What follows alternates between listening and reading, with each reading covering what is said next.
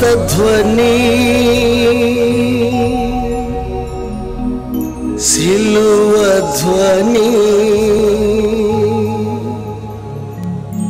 వినువారి హృదయాలలో విజయధ్వని. దేవుని నామానికి స్తోత్రం. మీ అందరికీ నా వందనాలు. ఈ సమయం ఇచ్చిన పాస్టర్ గారికి, పాస్టర్ గారికి అందరికీ వందనాలు. నాన్న, అమ్మ, మేము ముగ్గురు అన్నదమ్ములు. నేను, నా తర్వాత రవి, చిన్న తమ్ముడు అజయ్. నాకు పర్టికులర్గా దేవుడు ఎప్పుడు పరిచయం అయ్యారంటే, నేను 6th స్టాండర్డ్ చదువుతున్నప్పుడు తాయారమ్మ గారి ఇంట్లో రెంట్కు ఉండేవాళ్ళం. అప్పటికి బిల్లీ ఫ్రెండ్. మేము థర్డ్ క్లాస్ నుంచి కలిసే చదువుకున్నాం. తాయారమ్మ గారి ఇంట్లో రెంట్కు ఉన్నప్పుడు భవనక్క, సురేష్ అన్నయ్య వీళ్ళతో కలుస్తూ ఉండేవాళ్ళం. వాళ్ళు ఎలా అంటే తెల్లవారుజామున కుటుంబ ప్రార్థన చేసుకునేవాళ్ళు. ఏంటో తెలియదు, మేము కూడా వెళ్ళిపోయి ఆ కుటుంబ ప్రార్థనలో జాయిన్ అయిపోయి ఉండేవాళ్ళం. అలా పరిచయం అయ్యి తర్వాత బిల్లీ దేవుడి గురించి చెప్పి అలా చర్చికి రావటం స్లోగా అలా మాకు దేవుడు పరిచయం అయ్యారు. పరిచయం అయ్యి అలా చర్చికి వస్తూనే ఉన్నాయి ఇంకా అప్పటి నుంచి కంటిన్యూస్గా. కానీ రక్షణ పొందడానికి కొంచెం టైం తీసుకున్నా. అంటే దేవుడు తెలిసారు, దేవుడు అంటే ఏంటో తెలుసు, వాక్యం అంటే తెలుసు, ఎలా ఫాలో అవ్వాలి, దేవుడి ఆజ్ఞని ఎలా పాటించాలి అంతా తెలుసు. కానీ నిలబడగలనా లేదా అన్న ఇదిలో రక్షణ పొందడానికి, బాప్తిజం పొందడానికి కొంచెం లేట్ చేశాను. అలా 2013లో రక్షణ పొందాను. 2013లో రక్షణ పొందిన తర్వాత 2016లో మ్యారేజ్ అయింది. మ్యారేజ్ అప్పుడు కూడా కొన్ని ఇబ్బందులు ఎదురయ్యాయి. అన్నీ అధిగమించి మ్యారేజ్ అయ్యింది. మ్యారేజ్ అయిన ఒక సంవత్సరానికి పెద్ద పాప భవీన. సో భవీన పుట్టింది. సో భవీన పుట్టినప్పుడు స్వాతికి కొంచెం ఇబ్బంది అయిందనమాట. డెలివరీ విషయంలో కానీ కొంచెం ఐబీపీ వచ్చేసి డెలివరీ టైంలో అలా కొంచెం ఎమర్జెన్సీలో పెట్టడం కూడా జరిగింది. 2-3 డేస్. పాప పుట్టిన తర్వాత కూడా ఒక 3 డేస్ పిల్లల ఐసీయూ ఉంటుంది కదా, దాంట్లో ఉంచారు. ఇంకా కంప్లీట్గా ఎదుగుదల లేదు, ఆ విధంగానే అలా ఉంచారు. సో అప్పుడు కూడా దేవుడు యాక్చువల్లీ చాలా తోడై ఎలాంటి రిస్క్ మదర్కి కానీ పాపకి కానీ ఎలాంటి రిస్క్ లేకుండా దేవుడు కాపాడి ఇద్దరిని ఏ ప్రాబ్లం లేకుండా డిశ్చార్జ్ అయ్యి ఇంటికి వచ్చాం అనమాట. అప్పుడు దేవుడు చాలా తోడై ఉన్నారు. తర్వాత ఒక 1 ఇయర్కి పాప ఫస్ట్ బర్త్డే బిఫోర్ అన్నమాట. నాన్నగారికి ఏమైందంటే కడుపులో నొప్పి స్టార్ట్ అయింది స్లోగా. డాక్టర్ గారి దగ్గర జాయిన్ చేసాం. జాయిన్ చేసిన తర్వాత చూస్తున్నారు, ఆయన 24 గంటలు కడుపు నొప్పి అని కన్ఫర్మ్ చేశారు. ఆపరేషన్ చేయాలన్నారు. కానీ సడన్గా నాన్నకి బీపీ డౌన్ అయిపోయి కాళ్ళు చేతులు అన్నీ చల్లబడిపోయి ఇంకా నాన్నకి కాన్షియస్ లేదనమాట. తను ఏం మాట్లాడుతున్నారు తనకు తెలియట్లా. క్యారమ్స్ ఆడదాం అంటున్నారు, ఏవేవో మాట్లాడుతున్నారు అసలు సంబంధం లేకుండా. అప్పుడు నాకు చాలా అంటే చాలా భయం వేసింది. ఏంటి ఇలా, ఎందుకు ఇలా సడన్గా అని నాకు భయం వేసేసి ఇంకా మనసులోనే దేవుణ్ణి తలుచుకుంటూ ఎందుకు ఇలా జరుగుతుంది ఏంటి అని ఇదయ్యాను. మనసులోనే ప్రేయర్ చేసుకోవడం అలా ఇచ్చేసాను. ఎమ్మటనే అంబులెన్స్ పిలిపించి మల్లికార్జునరావు డాక్టర్ గారి నుంచి ఆంధ్ర హాస్పిటల్లోకి జాయిన్ చేసాం అనమాట, ఇమ్మీడియట్గా ఎమర్జెన్సీలో. సో అక్కడ చూసి స్పెషలిస్ట్ డాక్టర్ ఉన్నారు, ఆయన చూసి వెంటనే ఆపరేషన్ చేసేయాలి అని వెంటనే ఆపరేషన్ చేశారు. సో ఆ టైం అంతా చాలా క్రిటికల్ టైం. ఇలా జరిగింది అన్న ఇదిలో ఉన్నాం అన్నమాట అందరం. సో ఇంకా మనకి దేవుడే ఇది కదా, దేవుడే సహాయం చేస్తాడు అన్న నమ్మకంతో ప్రేయర్ చేసుకుంటా అలా ఆపరేషన్ సక్సెస్ఫుల్గా జరిగింది. కానీ రికవర్ అవడానికి కూడా టైం తీసుకున్నారు. సో ఆ ఇబ్బంది వల్ల రికవర్ అవ్వడానికి కూడా టైం తీసుకున్నారు. అంత బాగానే ఉంది. సరే, అంత బాగానే ఉంది అనుకున్న టైంలో నాకు ఎందుకో సడన్గా నీరసంలాగా అనిపించడం స్టార్ట్ చేసింది. అంటే ఆ నీరసం ఎలా అంటే ఇంకా ఓపిక లేనట్టు, ఏంటో అయిపోతున్నట్టు అలా అవడం స్టార్ట్ చేసిందనమాట. సరే, ఎందుకైనా మంచిదని ఆ టైంలోనే ఒకసారి జగదీష్ గారు ఉన్నారు కదా, ఆయన దగ్గరికి వెళ్ళి చెప్పాను, ఇలా ఉంటుంది సార్, ఎందుకో తెలియదు లేనట్టు, యాక్చువల్లీ పడిపోతానేమో అన్నంత నీరసంగా ఉంటుందని ఊరికెళ్ళి చెప్పి చూపించుకుందామని చెప్పాను. సారు బ్లడ్ టెస్ట్ రాశారు, అంటే షుగర్ది. అది బ్లడ్ టెస్ట్ రాస్తే వెళ్ళి చూపించుకుంటే షుగర్ ఉందన్నారు. షుగర్ ఉందని రిపోర్ట్ వచ్చింది. వెంటనే తీసుకొచ్చి డాక్టర్ గారు చూపించి, నాకు ఆశ్చర్యం అనమాట, ఆశ్చర్యంగా అనిపించి వెంటనే డాక్టర్ గారు చూపించి, ఏంటి సార్ ఇలా వచ్చింది రిపోర్ట్ అని అడిగితే, లేదమ్మా ఎఫెక్ట్ అయింది, షుగర్ వచ్చింది. సో అంటే ఉండాల్సిన దానికన్నా చాలా ఎక్కువ ఉంది, అంటే ఇంకా మెడికేషన్లోకి వెళ్ళిపోవాలి నేను, సో ఇంకా మెడిసిన్ వాడాల్సిందే కంపల్సరీ అని చెప్పారు. సరే, రేపు ఇంకో టెస్ట్ చేద్దాం, తినక ముందు తిన్న తర్వాత, అంటే షుగర్ 2 టెస్టులు ఉంటాయి, తినక ముందు తిన్న తర్వాత వాల్యూస్ని బట్టి మెడిసిన్ రాస్తారనమాట. రేపు చేద్దాం అని చెప్పారు. ఇంకా ఆ రోజు నైట్ ఎలా గడిచిందంటే నాకే తెలియదు. నాన్నగారు స్టిల్ హాస్పిటల్లోనే ఉన్నారు. ఇంక ఈ రిపోర్ట్స్ డాక్టర్ గారిని కన్సల్ట్ చేసి నేను హాస్పిటల్కి వెళ్ళాను. ఇంకా నాకు అసలు ఏం చేయాలనిపించట్లా. ఈ ఏజ్లో అప్పుడే షుగర్ ఎఫెక్ట్ కావటం అని అసలు ఏం చేయాలనిపించట్లేదు అనమాట. సో అక్కడ హాస్పిటల్లో కావాలంటే ఇచ్చేసి ఇంకా ఒక్కడనే, ఇంకా ఎవరికి చెప్పలేను ఆ టైంలో. నాన్నగారేమో అలా ఉన్నారు, అమ్మ ఏమో బాధలో ఉన్నారు, తమ్ముళ్ళేమో ఇంకా చూస్తున్నారు, ఇంకెవరికి చెప్పలేను అనమాట. సో అప్పుడు హాస్పిటల్ నుంచి, ఆంధ్ర హాస్పిటల్ నుంచి ఇంటికి రావాలి. నాకు ఆటో కూడా, కనీసం ఆటో ఎక్కి కానీ వెహికల్ కూడా లేదు అప్పుడు. ఆటో ఎక్కి వెళ్ళాలని కూడా అనిపించలే. అలా ఆంధ్ర హాస్పిటల్ నుంచి పరాస్పేటలో అప్పుడు ఉండేవాళ్ళం. అక్కడ వరకు దేవుని తలుచుకుంటే ఇంకా ఏడ్చుకుంటూనే వచ్చా. అది ఎలాంటి సిచ్యువేషన్ అంటే, అమ్మో ఏంటి అసలు ఇంకా లైఫ్ మీద విరక్తి పుట్టిపోయే సిచ్యువేషన్ అనమాట. ఎందుకు జరిగింది, ఏం తప్పు చేశాను అని అలా అక్కడి నుంచి ఇంటి వరకు అలా ఏడ్చుకుంటూనే వచ్చాను అనమాట. ఇంట్లో కూడా ఎవరు లేరప్పుడు. ఇంటికి వచ్చేస్తే ఇంకా మోకరిల్లి ప్రార్థన చేసుకుంటా, ఎందుకే అప్పుడు ఇచ్చావు అయినా ఒక ఆడపిల్ల, భార్య, పేరెంట్స్, ఎలా లైఫ్ నేను ఎలా ముందుకెళ్ళాలి అన్న ఇదిలో చాలా చాలా అంటే చాలా ఏడ్చాను. నా లైఫ్లో నేను ఎప్పుడూ అలా ఏడవలేదన్నమాట. నువ్వే కాపాడి ఇంకా అంతా మీ చిత్తం అని ప్రేయర్ చేసుకుని మళ్ళీ ధైర్యం తెచ్చుకుని, ఫ్రెండ్ కుమార్ ఉన్నాడు, ఇంకా అందరికీ తెలుసు, కుమార్కి ఫోన్ చేసి అప్పుడు తనతో షేర్ చేసుకుని ఇది పరిస్థితి అంటే కొంచెం ధైర్యం చెప్పాడు. నేను ప్రేయర్ చేసుకున్నా. సరే, ఇంక వచ్చింది, ఏం చేస్తాం, లైఫ్లో ముందుకు వెళ్ళాల్సిందే కదా అని ప్రేయర్ చేసుకుంటా ధైర్యం తెచ్చుకుంటా అలా ఆ విషయం జరిగిందన్నమాట. సో ఇంకా అది ఓవర్కమ్ అయ్యాను, స్లోగా అలవాటు చేసుకున్నా. మెడిసిన్ తీసుకుని కంట్రోల్గా ఉండటం అలా. సో ఎంత మెడిసిన్ తీసుకున్నా, ఎంత కంట్రోల్లో ఉన్నా ఆ ఎఫెక్ట్ ఉంటుంది కదా. సో అది ఎప్పుడన్నా కొంచెం అలా చూపిస్తూ ఉంటుంది. కానీ ఓకే, దేవుడు సహాయం చేస్తున్నాడు. ఆరోగ్యరీత్యా అది వచ్చినా కూడా దేవుడు సహాయం చేయడం వల్ల బాగానే ఉండి ఓవర్కమ్ చేసి అలా ముందుకు వచ్చేసాను అన్నమాట. లైఫ్లో దాన్ని ఓవర్కమ్ చేసి, అంటే ఆ ఆలోచన ఓవర్కమ్ చేసి అలా వచ్చేసాను. అలా జరుగుతూ ఉండగా ఇంకా 2019లో స్వాతికి మళ్ళీ సెకండ్ డెలివరీ కన్ఫర్మ్ అయింది. 2019 సెప్టెంబర్లో చిన్న పాప పుట్టిందనమాట.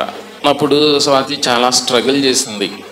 అప్పుడు కొన్ని తన సైడ్ కొన్ని ఫ్యామిలీ ఇష్యూస్ అండ్ అలాగే హాస్పిటల్లో తీసుకెళ్ళారు డెలివరీకి. అలాగే 3-4 అవర్స్ అలాగే ఉంచేశారు, ఆపరేషన్ చేసి బిడ్డను బయట తీయడానికి. అంతగా బీపీ పెరిగిపోయి బ్లడ్ క్లాట్ కూడా జరిగిందంట లోన. తర్వాత తెలిసింది పాప సెకండ్ టైం కూడా పాప పుట్టారు. అప్పుడు చెప్పారు, నేను అక్కడ లేను, యాక్చువల్లీ ఆ స్పాట్లో నేను లేను, బందర్లో ఉన్నా. బందర్ నుంచి విజయవాడ వెళ్తున్నాను అనమాట. సో విజయవాడలో దారిలో ఉండగా నాకు తెలిసింది ఇలా పాప అని. అనుకున్నా ఇంకా సెకండ్ టైం కూడా పాప. సరే ఇంకా దేవుని చిత్తం ఏమైంది, నేను ఇంకా ఎక్కువ ఏమీ ఇబ్బంది ఫీల్ అవ్వలేదు ఆ విషయంలో. దేవుడు ఇచ్చారు, సో దేవుడే పెంచుతారు, దేవుడే పోషిస్తారు అన్న ఇదిలో అనుకోవడం జరిగింది. ప్రేయర్ చేసుకోవడం, ఇంకా వెళ్ళాను. పాపను కూడా చిన్న పాపను కూడా చిల్డ్రన్ ఎమర్జెన్సీలో పెట్టారు. అంటే కొంచెం 1 month ఎర్లీగా పుట్టిందనమాట. సో తర్వాత ఇద్దరు స్లోగా రికవర్ అవటం. అప్పుడు స్వాతికి చిన్న ఆపరేషన్ కూడా చేయనన్నారు. సో క్రిటికల్గా జరిగింది డెలివరీ. సో ఇప్పుడు చెయ్యం, 1 year గ్యాప్ తీసుకున్న తర్వాత చేస్తామని చెప్పారు. సో దేవుడు అక్కడ కూడా స్వాతిని పాపని కాపాడి సుఖంగా ఉంచారు. సో అందుని బట్టి దేవునికి స్తోత్రం. అది 2019లో జరిగింది. సో ఆ టైంలోనే సెప్టెంబర్లో పాప పుట్టింది. ఇంకా డిసెంబర్లో ఏం జరిగిందంటే నేను యాక్సెంచర్లో చేశాను ఆ టైంలో. సో యాక్సెంచర్లో కంటిన్యూస్గా 8 years చేశాను. నన్ను పెర్ఫార్మెన్స్ రివ్యూలో పెట్టారనమాట. అంటే నీ పెర్ఫార్మెన్స్ సరిగ్గా లేదు, సో నువ్వు ఇంకా పెర్ఫార్మెన్స్ చేయాలి, ఇంకా పెర్ఫార్మెన్స్ నీది ఇంప్రూవ్ అవ్వాలి అన్న ఇదిలో పెట్టేశారు. అది ఎప్పుడు పెడతారంటే ఎవరైనా వర్క్ సరిగ్గా చేయకుండా, సో వాళ్ళ వల్ల ప్రాజెక్ట్కి ఇంపాక్ట్ ఏమి లేదు అనుకున్నప్పుడు, ఆర్ ప్రాజెక్ట్ వర్క్లో లేదు అనుకున్నప్పుడు అలా రివ్యూస్లో పెర్ఫార్మెన్స్ రివ్యూ అంటే వాళ్ళని మళ్ళీ రివ్యూ చేసి తర్వాత మళ్ళీ ప్రాజెక్ట్లోకి తీసుకునే విధంగా పెడతారనమాట. కానీ నా విషయంలో అలా ఏం జరగల. మనం వర్క్ పరంగా దేవుడి కృపను బట్టి వాళ్ళు ఏది ఇచ్చినా చేసేవాడిని, ఏది ఇచ్చినా ఛాలెంజింగ్ టాస్క్ ఏది ఇచ్చినా చేసేవాడిని, అంతా బాగానే జరిగేది. కానీ ఏంటంటే సీనియారిటీ పెరిగే కొద్దీ సాఫ్ట్వేర్ సైడు శాలరీస్ ఎక్కువ ఇవ్వాల్సి వస్తుంది.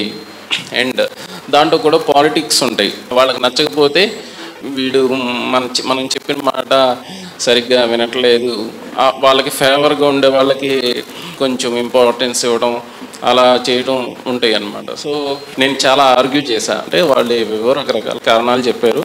ఫైనల్గా అది వర్కౌట్ కాలేదు.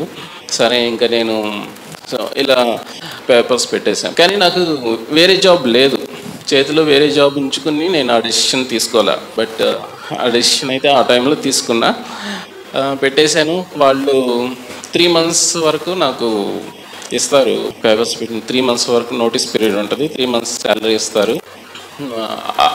3 months నోటీస్ పీరియడ్ అయిపోయింది, కానీ జాబ్ ఇంకా రాలేదన్నమాట ఆ 3 monthsలో కూడా. సరే ఎలా దేవా అని ప్రార్థన చేసుకోవటం, ఇంటర్వ్యూస్కి ప్రిపేర్ అవ్వటం అలా చేస్తూ ఉండేవాడిని. హైదరాబాద్లోనే అప్పుడు పిల్లల్ని డెలివరీ అయ్యి స్వాతి వీళ్ళంతా ఇక్కడే ఉండేవాళ్ళు, నేను అక్కడ ఉండేవాడిని నా ఫ్రెండ్స్ తమ్ముళ్ళతో కలిసి. పేపర్స్ పెట్టేసి ఇంకా ప్రిపేర్ అవుతూ ఉండేవాడిని. అప్పుడు కరెక్ట్గా 29 రోజులు ఖాళీగా ఉన్నా, జాబ్ లేకుండా. తర్వాత దేవుడు ఒక జాబ్ చూపించారు. అది కాంట్రాక్ట్ పొజిషనే, బట్ అప్పుడు నేనున్న సిచ్యువేషన్లో నాకు అది అవసరం అనమాట. సో 1 month శాలరీ లేకపోతే ఏముంది, ఇంకా మనకి వెనకాల బ్యాక్ సపోర్ట్ ఏం లేదు మనకి. అంటే ఇంకా ఏదన్నా అంటే ఆస్తులు అలాంటివి కూడా ఏమీ లేవు, మనం కష్టపడి సంపాదించాల్సిందే అన్న ఇది ఆ టైంలో. సో 1 month శాలరీ లేకపోతే పిల్లలు, ఇంకా నేను సిచ్యువేషన్లో ఉన్నప్పుడు దేవుడు వేరే జాబ్ పిలిపించారు. కాగ్నిజెంట్లో కాంట్రాక్ట్ పొజిషన్లో జాబ్ వచ్చింది. సో సరే, కాంట్రాక్ట్ పొజిషన్ అయితే ఏముంది, చేద్దాం. ఎందుకంటే నేను యాక్సెంచర్లో చేసినప్పుడు కూడా కాంట్రాక్ట్ నుంచి పర్మనెంట్ ఎంప్లాయీ అయ్యా. సో ఏదైతే ఉంది చేద్దామని ఇంకా జాయిన్ అయిపోయాను అనమాట. ఆ టైంలోనే కరెక్ట్గా 2020 మార్చిలో అనుకుంటా కోవిడ్ లాక్డౌన్ అని ఇంకా లాక్డౌన్ పెట్టేశారు. సో ఇంకా మేమేమో హైదరాబాద్లో స్టక్ అయిపోయాం. మా పిల్లలు వైఫ్ ఏమో ఇక్కడ ఉండిపోయారు. అక్కడి నుంచి వర్క్ ఫ్రమ్ హోమ్ ఇచ్చేసారు మాకు. మేము వర్క్ ఫ్రమ్ హోమ్ చేసుకుంటూనే ఉన్నాం. అలా అక్కడ కోవిడ్ టైంలో కూడా దేవుడు ఎంతో కాపాడాడు. ఎలాంటి ఎఫెక్ట్ ఇష్యూస్ లేకుండా కోవిడ్ రిలేటెడ్ అక్కడ ఉండి చేసుకున్నాం. తర్వాత ఇక్కడికి వచ్చేసాం. ఇక్కడికి వచ్చేసిన తర్వాత వర్క్ ఫ్రమ్ హోమ్ చేస్తూనే వేరే కంపెనీకి ట్రై చేద్దామని, అంటే పర్మనెంట్ ఆపర్చునిటీ ఏమన్నా వస్తుందేమో అని పర్మనెంట్ ఆపర్చునిటీకి ట్రై చేస్తూ ఉన్నప్పుడు దేవుడు కృప చూపించి 2021 జాన్ 11న బెంగళూరులో ఒక ఎస్కేఎఫ్ ఇండియా లిమిటెడ్ అని ఒక కంపెనీలో జాబ్లో జాయిన్ అయ్యాను. వేరే కంపెనీకి చేంజ్ అయ్యాను. ఎగ్జాక్ట్గా 2 years చేశాను అక్కడ. వర్క్ నేర్చుకోవడం, ప్రాజెక్ట్స్ చేయడం, సో డిపెండెన్సీ పెంచుకోవడం అంతా స్మూత్గా రన్ అవుతుంది. 2 years చేసిన తర్వాత అగైన్ మళ్ళీ యాక్సెంచర్లో వచ్చిన ఇష్యూసే వస్తాయేమో అని 2022 ఎండింగ్లో మళ్ళీ వేరే జాబ్ ట్రై చేద్దామని, వేరే కంపెనీ చేంజ్ అవుదామని ట్రై చేస్తూ ఉంటుంటే వేరే కంపెనీలో ఆపర్చునిటీ వచ్చింది. దేవుడి ప్రణాళిక ఏంటో. సో ఆయన ప్రణాళిక యాక్చువల్లీ ఈ కంపెనీలో ఉంచాలనేమో. సో వేరే కంపెనీలో ఆపర్చునిటీ వచ్చిన, సో ఈ కంపెనీలోనే వేరే టీంలో వాళ్ళు మా టీంలోకి వస్తావా, నిన్ను తీసుకుంటాము, సో ఒక ఆపర్చునిటీ ఉంది. యాక్చువల్లీ దానికన్నా ఎక్కువ హైక్తో ఇదే కంపెనీలో వేరే టీంలో వర్క్ చేసేలాగా దేవుడు కృప చూపించాడు అనమాట. సో అప్పుడు ఇక్కడ కూడా చాలా పాలిటిక్స్ జరిగినాయి. సో దేవుడి మహా సంకల్పం బట్టి ఆ ప్రాజెక్ట్ మేనేజర్ బాగా యాక్చువల్లీ సపోర్ట్ చేశారు. ఎలా అయిందంటే నా ఇష్యూ, ఎస్కేఎఫ్ అనే కంపెనీ త్రూఅవుట్ వరల్డ్ అరౌండ్ 40 కంట్రీస్లో ఉంటుంది. ఈ 40 కంట్రీస్ CEO ఉంటారు కదా, చీఫ్ ఎగ్జిక్యూటివ్ ఆఫీసర్. ఆయన తర్వాత లెవెల్లో ఇంకో అతను ఉంటారు. సో అతని వరకు వెళ్ళింది ఈ డిస్కషన్. సో ఇతన్ని ఎలాగైనా రిటైన్ చేసుకోవాలి, అంటే ఉంచుకోవాలి, వేరే టీంలోకి తీసుకోవాలి, ఏం చేస్తారో తెలీదు అని ఇక్కడ మేనేజర్కి వాళ్ళు కమ్యూనికేషన్ పంపించి ఎలాగైనా ఇతన్ని కంపెనీలో ఉండేలాగా చూడండి అని ఇచ్చేసి అలా జరిగిందనమాట. సో కొత్తగా వచ్చిన ఆపర్చునిటీ కన్నా ఇంకా ఎక్కువ పర్సంటేజ్ హైక్ ఇచ్చి, మామూలుగా ఒకే కంపెనీలో ఒక టీం నుంచి ఇంకో టీంకి వెళ్తున్నప్పుడు 6 to 8% ఇస్తారు హైక్. అలాంటిది దేవుడు అరౌండ్ 40 to 45% హైక్ ఇప్పించి నాకు అదే కంపెనీలో వేరే టీంలో వర్క్ చేసే విధంగా ఆపర్చునిటీ ఇచ్చారు. సో ఆ విధంగా కూడా దేవుడు చాలా హెల్ప్ చేశారు. బిజినెస్ నేర్చుకోవడం కానీ, దానికి తగ్గట్టు వర్క్ చేయడం కానీ, ఏ టైంలో ఎలా రెస్పాండ్ అవ్వాలి, ఎవరెవరితో కమ్యూనికేషన్లో ఉండాలి. యాక్చువల్లీ చిన్నప్పటి నుంచి నేను చదువుకున్నది తెలుగు మీడియం. ఇంగ్లీష్ అంతా టెక్నికల్ సైడ్ అయితే మేనేజ్ చేయొచ్చు కొంతవరకు, ఏమన్నా మాట్లాడి technical words. But business side అంటే కంప్లీట్గా మంచి కమ్యూనికేషన్ ఉండాలి, ఇంగ్లీష్లోనే మాట్లాడాలి, అండ్ అది కూడా పర్ఫెక్ట్ ఇంగ్లీష్ అయి ఉండాలన్నమాట. సో బిజినెస్ సైడ్, సో అలాంటి వాటిలో కూడా దేవుడు చాలా కృప చూపించాడు. 2021లో జాయిన్ అయ్యాను వేరే టీంలోకి. 2022 సెప్టెంబర్లో మారాను. కొత్త టీంలోకి మారిన తర్వాత దేవుడు ఇంకా మహా గొప్ప కార్యాలు చేశారు. యాక్చువల్లీ ఎలా అంటే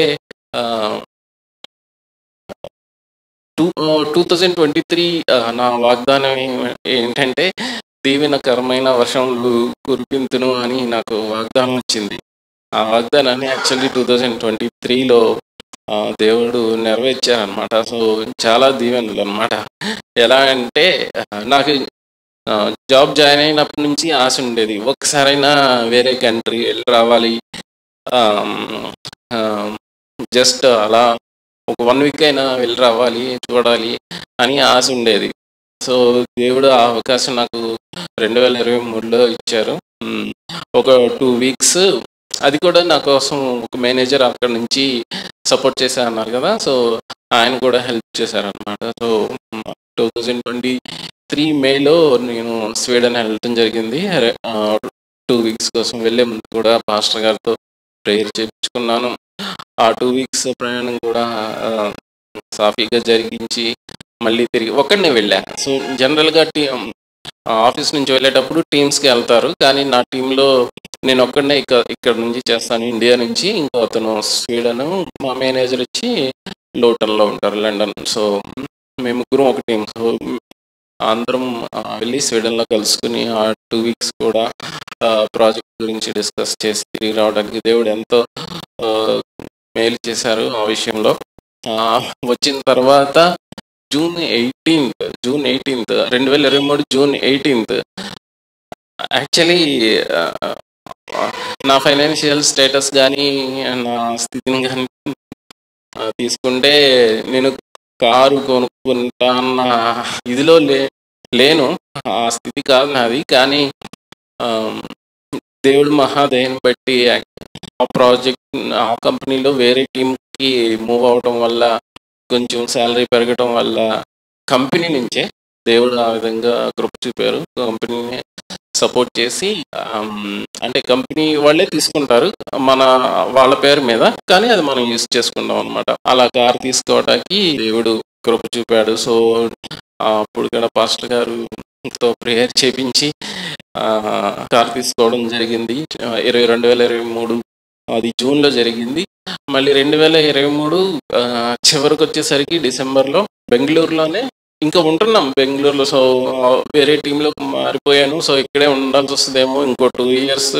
రెంట్ అయితే ఇంకా చాలా పెరిగిపోతుంది. సరే ఏం చేద్దామా అని ఇదిలో ఉండగా, సరే ఒక ఫ్లాట్ తీసుకుందామని ఒక రీసేల్ ప్రాపర్టీస్, అంటే కొత్తది తీసుకునే అంత స్తోమత మనకి లేదు, కానీ రీసేల్ ప్రాపర్టీస్ ఏమన్నా చూద్దామా అని చూడటం స్టార్ట్ చేశాను. అలా స్టార్ట్ చేసి ఒకటి కొంచెం నచ్చింది, పాస్టర్ గారికి చెప్పాను. ఇది డిసెంబర్లో తీసుకోవడం జరిగింది, 2023 డిసెంబర్లో. సో ఇలా ఎన్నో యాక్చువల్లీ అద్భుత కార్యాలు నా పట్ల దేవుడు జరిపించారు. సో ప్రేయర్ రిక్వెస్ట్లో పెడతాం, పాస్టర్ గారితో షేర్ చేసుకోవటం అన్ని. సో ఇలా చాలా, అంటే నాకే ఆశ్చర్యం, నేను కారు కొనుక్కున్నానా ఒకసారి ఆలోచించుకుంటే నాకే ఆశ్చర్యం అనమాట. నేను ఫ్లాట్ తీసుకున్నానా అన్న ఇది వచ్చేస్తుంది అనమాట నాకు. అంత అద్భుతంగా యాక్చువల్లీ దేవుడు దీవించారు. పిల్లల స్టడీస్ విషయంలో కానీ, వాళ్ళ ఆరోగ్య విషయంలో కానీ. చాలా దూరం బెంగళూరు అంటే, ఒకలే ఉంటాం, ఎవరి సపోర్ట్ ఉండదు, అంతా మనమే చూసుకోవాలి. అయినా సరే దేవుడు కాపాడుతా మా కుటుంబాన్ని చాలా దీవించారు. అలాగే అమ్మ నాన్న ఆరోగ్య విషయం, అమ్మకి అయితే అసలు ఏ మందులు సరిపోవు. మందు ఏమన్నా మెడిసిన్ తీసుకుంటే ఎలర్జీ లాగా వచ్చేసి ఒళ్ళంతా దద్దుర్లు అలా వచ్చేస్తుంది అనమాట. కానీ అంత అవసరం రాకుండా చిన్న వాటితో తగ్గిపోయే విధంగా ఆయన ఎంతో కృప చూపిస్తున్నారు. ఆరోగ్యం విషయంలో వాళ్ళ పిల్లల ఆరోగ్యాల విషయంలో కూడా చాలా కృప చూపించారు. దేవుడు చాలా అద్భుత కార్యాలు చేశారు మా ఫ్యామిలీ పట్ల. పెద్ద తమ్ముడు రవి విషయంలో కూడా ఈ మధ్య రీసెంట్గా ఒక కాంట్రాక్ట్ జాబ్ వచ్చింది. సో దానికి వెళ్తున్నారు. దాన్ని బట్టి దేవునికి స్తోత్రం. ఇన్ని అద్భుత కార్యాలు చేసిన దేవునికి ఏమిచ్చి మనం తీర్చుకోగలం. సో అందువల్ల చేసిన మేలుని బట్టి, అద్భుత కార్యాలను బట్టి, ఆరోగ్యంలో దేవుడి సహాయాన్ని బట్టి, సో దీన్ని బట్టి కూడా ఏర్పాటు చేయడం జరిగింది. ఎప్పుడో చేయాల్సింది నేనే డిలే చేస్తా వస్తున్నా, ఇప్పుడు వచ్చిన కుదరట్లా. కానీ ఈసారి ఎలాగైనా గుడికి పెట్టుకుని వెళ్ళాలని నిశ్చయించి ఈ కూటమి ఏర్పాటు చేయడం జరిగింది. సో ఇన్ని మహాకార్యాలు చేసిన దేవుడికి ఏమిచ్చి రుణం తీర్చుకోలేను. సో ఈ చిన్న సాక్ష్యం దేవుడు దీవించును గాక. ఈ అవకాశం ఇచ్చిన మాస్టర్ గారికి నా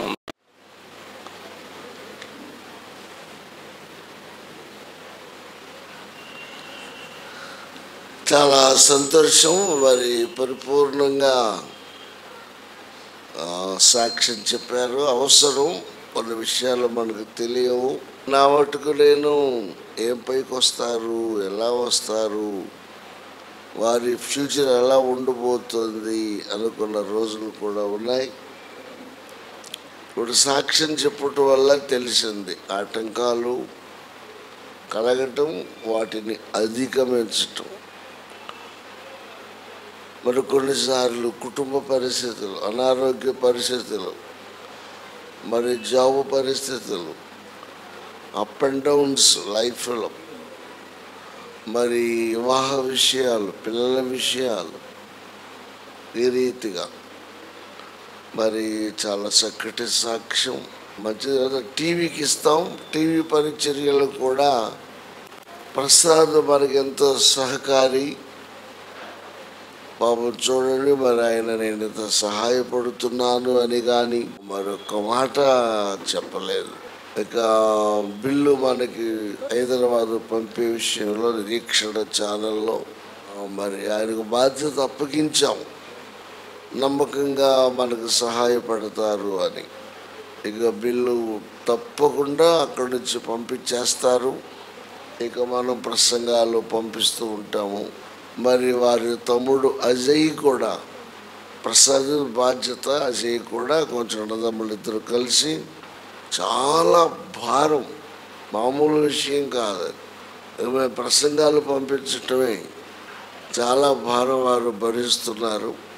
ఇక మరలా తిరిగి కొంత మరి నేను పంపిస్తూ ఉంటాను. ఇలా నడుస్తుంది. మరి మాకెంతో ఆనందంగా ఉంది. ఇంకా బిడ్డ కోసం, పిల్లల కోసం ప్రార్థన చేయాలి అని మనం చేస్తున్నాం. కూడి వచ్చిన అందరికీ వందనాలు. పాస్టర్ గారికి, పాస్టర్ అమ్మగారికి అందరికీ వందనాలు. దేవుడు మా కుటుంబం పట్ల ఎన్నో మేలులు చేశాడు. నా భర్తకి ఇచ్చిన దేవుడు జ్ఞానాన్ని బట్టే ఇవన్నీ దేవుడే చేశాడు. ఆయన నా భర్త చేయగలిగే అంత సమర్థవంతంగా ఆయన్ని నిలబెట్టిన దేవునికి స్తోత్రాలు. ఎన్నో విధాలుగా ఎన్నో బలహీనతలున్నా, ఎన్నో అనారోగ్య సమస్యలున్నా, ఇంట్లో పెద్ద కొడుకు అయ్యింది. మా అత్తగారు కూడా మా గురించి ప్రార్థన చేస్తుంది. బెంగళూరులో ఇట్లా జాబ్ ఆఫర్ వచ్చినప్పుడు చాలా దూరం వెళ్తున్నారు, ఇద్దరు పిల్లలు, బలహీనుడు అని తల్లిదండ్రులకి ఎవరికైనా బాధ ఉంటుంది. కానీ నేను అన్యజనుల్లో నుంచే వచ్చాను. అమ్మ నాన్న అన్యులు, వాళ్ళు ఇప్పటికీ విగ్రహారాధనలోనే ఉన్నారు. దేవుడు నన్ను పేరు పెట్టి పిలుచుకున్నాడు.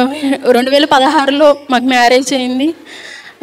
చర్చికి వచ్చినప్పుడు నాకు ఇచ్చిన వాగ్దానం, నిన్ను పేరు పెట్టుకుని పిలుచుకున్నానన్న వాగ్దానం ద్వారా దేవుడు నన్ను ఈ విధంగా నడిపించాడు.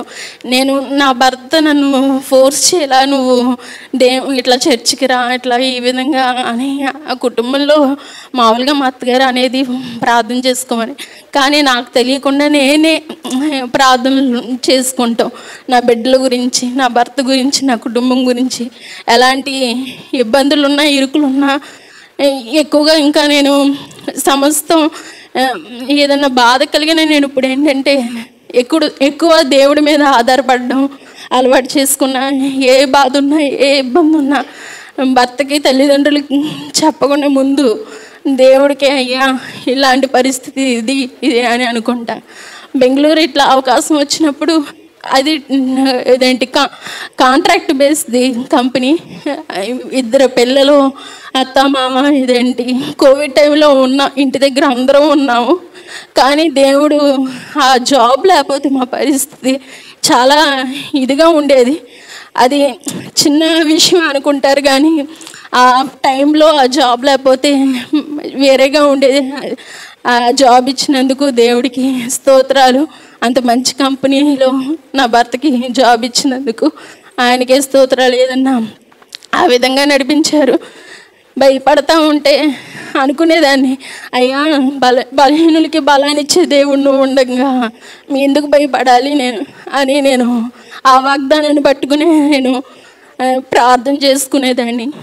చర్చికి ఇక్కడ ఉన్నప్పుడు ఇక్కడికి వచ్చేవాళ్ళం. పాస్టర్ గారి వాక్యం అన్నా ఆయన పాటలు అంటే నాకు చాలా ఇష్టం, ఇంట్రెస్ట్గా వింటాను.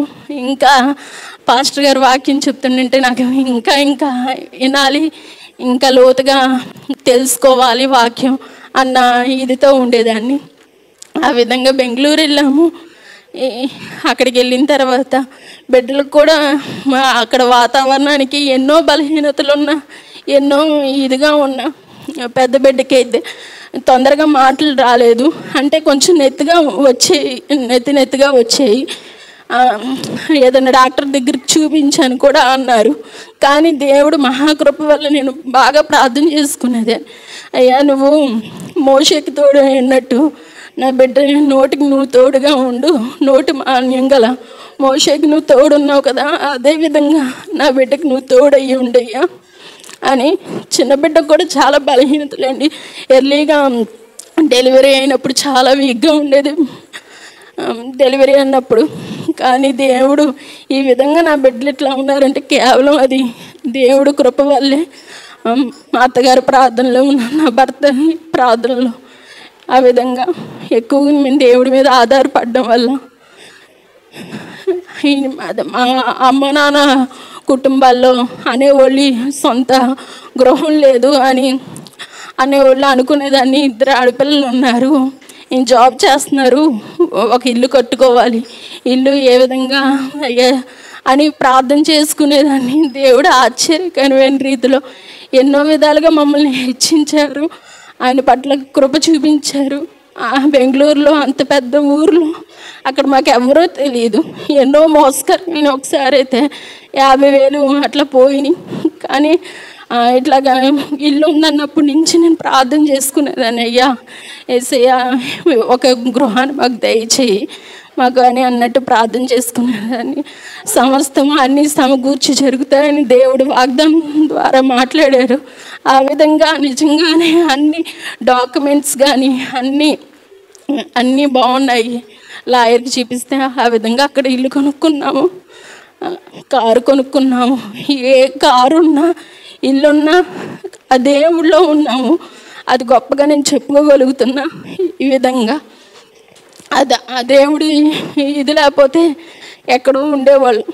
దేవుడు నన్ను ఈ విధంగా పట్టుకుని ఆయనలో నన్ను నిలబెట్టి ఇక్కడ అందరి ముందు సాక్షి రూపంలో ఒక అన్యుల్లో ఉన్న నన్ను ఈ విధంగా ఇంత గొప్పగా అమ్మోళ్ళ ఇంటి దగ్గర ఉన్నప్పుడు కూడా చాలా తగ్గింపుగా ఉండేవాళ్ళం. అంటే చాలా మధ్యతరగతి కుటుంబమే మాది. కానీ దేవుడు అమ్మ వాళ్ళు నన్ను ఎంతమంది ఎన్నో రకాలుగా అన్నారు, కానీ వాళ్ళందరిలో నన్ను దేవుడు ఎంతో గొప్పగానో నిలబెట్టాడు. నాకు ఇచ్చిన భర్తని బట్టి, కుటుంబాన్ని బట్టి ఆయనకే స్తోత్రాలు, ఆయనకే మహిమ. అనేక విధాలుగా మేలులు చేస్తూ వచ్చారు. బిడ్డల విషయంలో, నాకు ఉన్న బలహీనతల విషయంలో కానీ అన్ని విషయాల్లో, నా భర్తకు ఉన్న బలహీనతల విషయంలో కానీ, ఆర్థిక పరంగా, ఆరోగ్యపరంగా అనేక మేలులు దేవుడు మా పట్ల జరిపించారు. అదేవిధంగా కుటుంబంలో కూడా మా పెద్ద మరిదికి బెల్ కంపెనీలో ఇట్లా జాబ్ వచ్చింది. ప్రార్థన చేసేదాన్ని నేను ఎప్పుడు, అయ్యా నువ్వే ఏదో ఒక దారి చూపించని. దేవుడు తనకు కూడా మంచి జాబ్ని ఇచ్చాడు. అదేవిధంగా ఆయన మ్యారేజ్ గురించి కూడా మీరు అందరూ ప్రార్థన చేయండి, మంచిగా మ్యారేజ్ అవ్వాలని. చిన్న మరిది బిడ్డ విషయంలో కూడా, పరి విషయంలో కూడా ఎన్నో ప్రార్థనలు చేసేవాళ్ళు. ఆశ్చర్యకరమైన రీతిలో బిడ్డను కూడా దేవుడు స్వస్థపరిచాడు. మా అత్త మామూలుగా మంచి ఆరోగ్యం, మాకు మంచి ఆరోగ్యం, మా ఫ్యామిలీ కుటుంబానికి మొత్తానికి దేవుడు ఎన్నో మేలులు చేశాడు. ఆయన మేలులు మేము ఎన్నిటికీ మరవలేము. ఆయన రెక్కల కింద మేము, మా కుటుంబం ఉండాలని ప్రార్థన చేయండి. మేము ఆత్మీయంగా ఎదగాలని మా కుటుంబం కోసం మీరు ప్రార్థన చేయండి. మేలులు చేసిన దేవుడికి స్తోత్రాలు, ఆయన నామానికే మహిమ చేకూరాలి. బెంగళూరు వెళ్తున్నప్పుడు పాస్టర్ గారు ప్రార్థన చేసేవారు మా కోసం. కారు కొనుక్కున్నప్పుడు కానీ అనేక విధాలుగా ప్రార్థన ఫోన్ చేయించైనా మేము ప్రార్థన చేయించుకునేవాళ్ళం పాస్టర్ గారితో. ఎప్పుడు పాస్టర్ గారు మా కోసం ప్రార్థన చేసేవాళ్ళు. పాస్టర్ గారికి వందనాలు. బిల్లియన్నికి కూడా వందనాలు. బిల్లియన్నికి కూడా ఈయనకి దూరంగా ఉన్నా కూడా ఫోన్ చేస్తా మాట్లాడుతూ ఉంటారు. ఈ విధంగా ఇంత మంచి ఈ పాస్టర్ గారు మాకు ఈ విధంగా పరిచయం అయినందుకు, ఆయన వాక్యం మంచిగా వినగలుగుతున్నందుకు దేవునికే స్తోత్రాలు. అందరూ ఇంకా ఆత్మీయంగా ఎదగాలని, మేము ఎదగాలని, మా కోసం ప్రార్థన చేయాలని, సమస్త మహిమ ఘనత ప్రభావం దేవుడి నామానికి చెల్లిస్తూ ఇచ్చిన సాక్ష్యాన్ని దేవుడు దీవించునుగా. ఆమేన్. ప్రసాద్ చాలా చెప్పారు, ఇంక అమ్మాయి ఏం చెబుతారులే అనుకున్నాం. అమ్మాయిలైన అమ్మాయికి ఉంది. Praise the Lord. ఎవరి లైన్లో వారు చక్కగా చెప్పారు. ఇవన్నీ రికార్డ్ చేయబడ్డాయి. మనకి లోకల్ ఛానల్లో మనకి ప్రోగ్రాం ఉంది, మచిలీపట్నం సరౌండింగ్స్, అలాగే విజయవాడ సరౌండింగ్స్లో మరొక ఛానల్లో మాట్లాడుతున్నాం. వాళ్ళు ఇంటర్నేషనల్గా నిరీక్షణ ఛానల్, అది హైదరాబాదు టెలికాస్ట్ చేయబడుతుంది. బిల్లు ఇక్కడి నుంచి ఇవన్నీ ఎడిట్ చేసి అక్కడికి పంపిస్తారు. ఇక యూట్యూబ్లోకి వెళ్తే అన్నీ యూట్యూబ్లో చక్కగా వినొచ్చు. ఎన్నో పాటలు, మాటలు, సాక్ష్యాలు, వాక్యాలు. ఇటీవల మన వారి సాక్ష్యాలు చాలా ఉపయోగపడ్డాయి. మంచి స్పందన కూడా వచ్చింది, వస్తుంది. దేవునికి స్తోత్రం చెప్పండి. హల్లెలూయా. రెండవ దినవృత్తాంతముల గ్రంథం,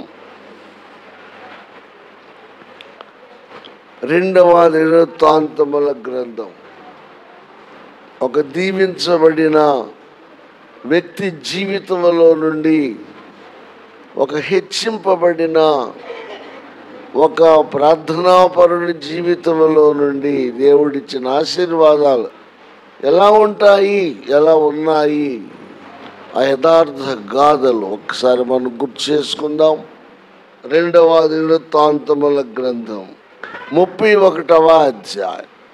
ఆ భాగాన్ని పరిచయం చేద్దాం ఈ స్తుతికూటంలో. తర్వాత మీరు చదువుకోవచ్చు. 31వ అధ్యాయం 4 నుంచి చదువుతున్నాను. యెహోవా ధర్మశాస్త్రమును బట్టి యాజకులను, లేవీయులను ధైర్యము వహించి తమ పని జరుపుకొనున్నట్లు ఎవరి భాగములను వారికి ఇయ్యవలసినదని యెరూషలేములో కాపురమున్న జనులకు అతడు ఆజ్ఞాపించెను. ఎవరి భాగములను ఏంటంట వారికి ఇయ్యవలసినదని యెరూషలేములో కాపురమున్న జనులకు ఆజ్ఞాపించెను. ఆజ్ఞ వెల్లడి అగుటతోడనే ఇశ్రాయేలీలు ప్రథమ ఫలములైన ధాన్య, ద్రాక్షారసములను, నూనెను, తేనెను, సస్య ఫలములను విస్తారముగా తీసుకొని వచ్చేది. పెన్ను పెట్టుకోండి, అవన్నీ అండర్లైన్ చేసుకోండి. వచ్చేది సమస్తమైన వాటిలో నుండి 10వ వంతులను విస్తారముగా తీసుకొని వచ్చేది. యూదా పట్టణములలో కాపురమున్న ఇశ్రాయేలీ వారును, యూదా వారును ఎద్దులలోను, గొర్రెలలోను 10వ వంతును తమ దేవుడైన యెహోవాకు ప్రతిష్ఠితములైన వస్తువులలో 10వ వంతును తీసుకొని వచ్చి కుప్పలుగా కూర్చిరి. కుప్పలు అనే దగ్గర అండర్లైన్ చేసుకోండి. కుప్పలుగా కూర్చిరి. Praise the lord. తరువాత వారు 3వ మాసమందు కుప్పలు వేయనారంభించి 7వ మాసమందు ముగించిరి. 3వ మాసమందు అంటే 3, 4, 5, 6, 7 దేవుడు వారికి ఇచ్చిన దాన్ని సమకూర్చి ఒక చోటకు చేర్చటానికి. ఎంత సమృద్ధివో మీరు చూడండి. 7వ మాసమందు ముగించిరి. హిజ్కియాయును అధిపతులను వచ్చి ఆ కుప్పలను చూచి యెహోవాను స్తుతించి ఆ కుప్పలను గూర్చి యాజకులను లేవీయులను ఆలోచన అడిగినందుకు సాదోకు సంతతి వాడును ప్రధాన యాజకుడునకు అజరియా ఆ కుప్పలు చూసి రాజుగారు ఆశ్చర్యపోయి అధికారులందరూ అక్కడికి వచ్చి అబ్బా అబ్బా ఏమి ఆశీర్వాదము, ఏమి దీవెన, ఏంటి కుప్పలేంటి, ఇంత ఎత్తున సమకూర్చటం ఏంటి అని వివరాలు అడిగారు. ఏంటయ్యా ఇంత ఆశీర్వాదం, ఇంత అభివృద్ధి అని అడిగితే 10వ వచనం, యెహోవా మందిరములోనికి జనులు కానుకలను తెచ్చుట మొదలుపెట్టినప్పటి నుండి యెహోవా మందిరములోనికి జనులు కానుకలను తెచ్చుట మొదలుపెట్టినప్పటి నుండి మేము సమృద్ధిగా భోజనము చేసినను చాలా మిగులుచున్నది. సమృద్ధిగా భోజనము చేసినను చాలా మిగులుచున్నది, చాలా మిగులుచున్నది. తర్వాత యెహోవా తన జనులను ఆశీర్వదించినందున, యెహోవా తన జనులను ఆశీర్వదించినందున ఇంత గొప్ప రాశి, ఇంత గొప్ప రాశి మిగిలినదని రాజుతో అనగా హిజ్కియా యెహోవా మందిరములో కొట్లను సిద్ధపరచవలెనని ఆజ్ఞ ఇచ్చెను. వారు వాటిని సిద్ధపరచి ఏమీయు అపహరింపకుండా కానుకలను 10వ భాగములను ప్రతిష్ఠితములుగా తేబడిన వస్తువులను లోపల చేర్చిరి. లేవీయుడైన కొనన్యా వాటి మీద విచారణకర్తగా నియమింపబడెను. అతని సహోదరుడైన షిమి అతనికి సహకారిగా ఉండెను. మరి చాలా గొప్ప భాగం ఇది. మీరు మన ప్రసాద్ చెప్పిన సాక్ష్యం అంతా దీంట్లో ఉంది, అమ్మాయి చెప్పిన సాక్ష్యం అంతా దీంట్లో ఉంది. వారే కాదు, మనందరికీ సంబంధించిన విషయాలు దీనిలో ఉన్నాయి. ఏం జరిగిందో, కొంతమంది పాపం చదువు లేని వాళ్ళు ఉంటారు కదా, ఏమి జరిగిందో మీకు ఒక్క 5 నిమిషాలు వివరిస్తాను. ఈ స్తుతి కూటములో ఈ భాగాన్ని మీరు మనసులో పెట్టుకోండి. తర్వాత కూడా ఖాళీ ఉన్నప్పుడు బాగా చదవండి, చదివించండి. మీ కుటుంబంలో సభ్యులకు కూడా, వ్యక్తులకు కూడా చెప్పండి.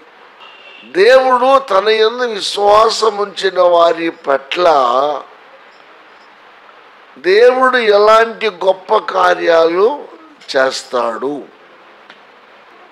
అసలు దేవుడు వారిని విస్తరింప చేస్తాడా చేయడా, ముందు ఇది తెలుసుకోండి.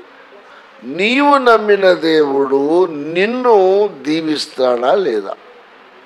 లేడీస్ కూడా, మగాళ్ళు కూడా. మనము దేవుణ్ణి నమ్మాము, మానవునికి అనేక అవసరతలు ఉన్నాయి. ఇస్తాడా ఇవ్వడా? తీరుస్తాడా తీర్చడా? తీర్చినప్పుడు ఆ తీర్చిన విధానం ఎలా ఉంటుంది? ఎంత గొప్ప భాగమో చూడండి. తీర్చినప్పుడు తీర్చబడిన విధానం ఎలా ఉంటుంది? Praise the Lord. జనులు ఆనందంగా ఉన్నారు.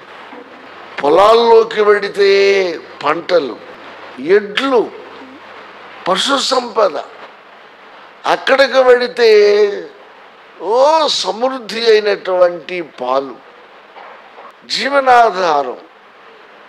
ఇంకా వారికి ఏమేమి కావాలో, మానవునికి ఏమేమి కావాలో అవన్నీ కుప్పలు కుప్పలుగా. కుప్పలు అనే పదాన్ని మనం తెలుగులో వింటాము. ఒక ఎకరం పొలము 10 ఎకరాల పొలాలు కోసినప్పుడు వాటిని కుప్పలు వేస్తారు. మీకు తెలుసా, కుప్పను బట్టి కూడా సుమారు చెప్పేస్తాడు ఆ రాజుల అనుభవం కలిగిన వారు. ఈ కుప్ప నూరిస్తే ఇన్ని ఒడ్లు కాగల, ఒకటట్టు ఇటు. అరే పెద్ద కుప్ప పడిందే. ఇక చూసేసరికి అబ్బా ఏం పండిందండి అంటారు. ఇది మనం తినే ధాన్యమునకు సంబంధించింది. ధాన్యంలో రకరకాలు ఉంటాయి, అది వేరే విషయం. కొన్ని ఏరియా గోధుమలు ఉండొచ్చు, కొన్ని ఏరియాలో ఒడ్లు ఉండొచ్చు, కొన్ని ఏరియాలో ఎవలు ఉండొచ్చు. ఇంకే సో మెనీ కైండ్స్ ఆఫ్ అంటాం, చాలా రకాలు అక్కడ ఉండొచ్చు. ఇక అక్కడ మరి మిషనరీలు లేవు కదా, ఈ ట్రాక్టర్లు లేవు కదా. అంత పొలాలలో ఏం పని చేయాలి? ఎద్దులు, బలమైన ఎద్దులు. ఒక ఇంట్లో ఒక జత ఉంటేనే గొప్పండి. అండర్స్టాండ్ మీ. ఒక బలమైన ఒక జత ఉండి, సమర్థవంతమైన ఒక బండి ఉండి, పని చేయటానికి ఒకళ్ళో ఇద్దరిలో పాలేరు లేక పనివారు ఉంటే ఆ రైతుకి చాలా విలువ ఉంటుంది. అదే మళ్ళా స్థితిలో 10 జతలు ఉన్నాయి అనుకోండి, 10 బళ్ళు ఉన్నాయి అనుకోండి. ఎలీషా అనేక నాగళ్ళు ముందు దున్నుతూ ఉంటే వెనక నాగళ్ళు బట్టి దున్నాడట భూస్వామి. Praise the Lord. అలాగే చాలా మంది బోయస్, గొప్ప ల్యాండ్ లార్డ్. పనుల మధ్య పరికేళ్ళుకో బిడ్డ అన్నాడు రూతుతో. పనుల మధ్య పరిగి ఎవరిని ఆరనీయరండి. పనులు తీసినాక కుప్ప వేసినాక దొరికిన కంకులు ఏరుకోవాలి. సరే అయిపోయింది ఎడ్లు. ఇక ఆ తరువాత ఇక మానవుడు ఏది తింటాడు అవన్నీ. ఇక చూడండి ప్రియులారా, చెప్పుకుంటున్నారు అబ్బా ఏం పండింది, ఏం పండింది, ఏం పండింది అని. ఇక కుప్పలుగా వేశారు, నూర్చినవి రాసులుగా వేశారు. ఇక తిరిగి ఎడ్లు, పాడి పశువులు, గోవులు, అబ్బో ఇక రకరకాలుగా కోలాహలంగా జరుగుతుంటేనండి. కోలాహలంగా జరుగుతుంటే ప్రజలట కడుపు నిండా భోజనము చేసిన క్యాచ్ అన్నమాట. పిల్లలు తినినా కడుపు నిండా భోజనము చేసిన చాలా మిగిలిపోతుందంట. ఒక్కసారి చెప్పట్లో కొట్టండి. చాలా మిగిలిపోతుందంట.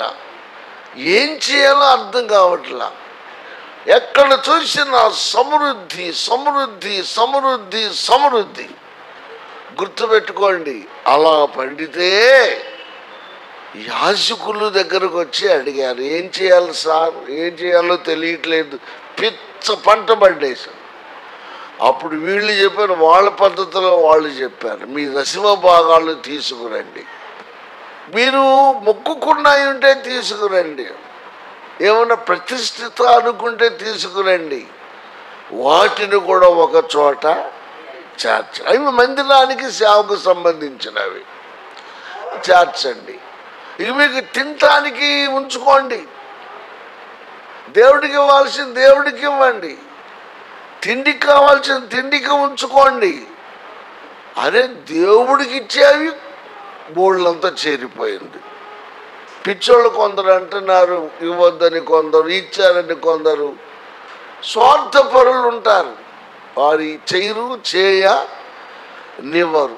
దేవుని భాగం దేవునికి పెట్టేశారు, ఇంటి భాగం ఇంటికి పెట్టేశారు, నూర్చినవి రాసులుగా పెట్టేశారు. Praise the Lord. ఎక్కడ చూసినా, ఏ ఇంటి ముందు చూసినా, మీ నోటితో చెప్పండి, కుప్పలు అనండి, రెండవది రాసులు అనండి, అయిపోయింది. ఇక్కడ సమృద్ధిగా వారు తినగా మిగిలిపోతుంది. మిగిలిపోయింది ఏం చేయాలి? మిగిలిపోతుంది ఏం చేయాలి? పోనీ అమ్ముదామా అంటే ఎవడికి వాడే బాగా పండింది, కొనేది ఎవడు? ఏమైనా మరి తీసుకెళ్ళి మనకు అమ్ముదాం ఒక 100 బస్తాలంటే నాకు పండిందయ్యా. ఏం చేయాలి? ఏం చేయాలి? ఏం చేయాలి?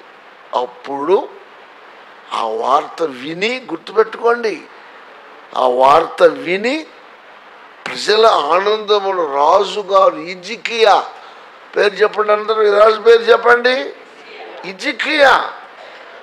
మీరు చెప్పండి లేడీస్, హిజ్కియా యోధారాజు.